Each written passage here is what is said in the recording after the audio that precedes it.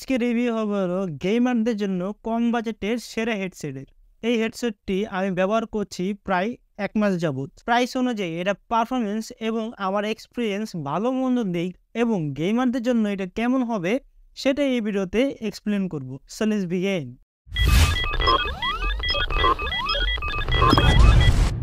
ডানে আছে high magnetic 15mm speaker, এর সাথে 2.7mm মাইক্রোফোন। গেম খেলার সময় টিমমেটের সাথে কথা বলার প্রয়োজন হয়, যেটা এই হেডসেট দিয়ে খুব ভালোভাবে এনজয় করা যাবে। বামেও 50mm স্পিকার, যেটা আপনার গেমিং এক্সপিরিয়েন্সকে আরও স্মুথ করবে।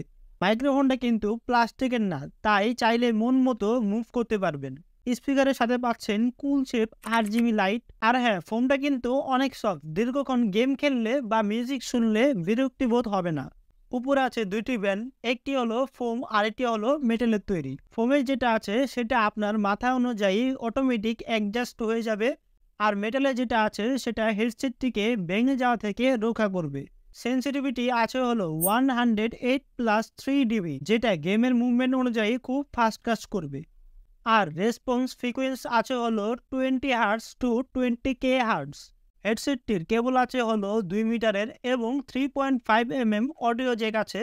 এর সাথে 2.5mm মাইক্রোফোন জ্যাক আর RGB লাইটিং এর জন্য USB পোর্ট দেওয়া হয়েছে।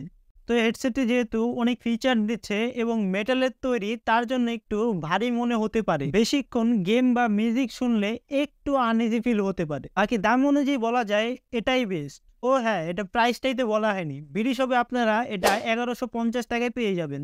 তো এই বাজেটে এত পারফরমেন্স যুক্ত হেডসেট কিন্তু পাওয়া মুশকিল। আপনি যদি এই প্রাইসের মধ্যে ভালো একটি হেডসেট খুঁজে থাকেন, তাহলে এটাই হবে আপনার জন্য বেস্ট। তো এটাই ছিল গেম নোট হেডসেটের কিছু খুঁটিনাটি। তো আজকের মতো এখানেই। ভিডিওটি কেমন লাগলো কমেন্টে জানিয়ে দিবেন, চ্যানেলটি সাবস্ক্রাইব করে দিবেন আর আমাদের সাথে থাকবেন। আল্লাহ হাফেজ।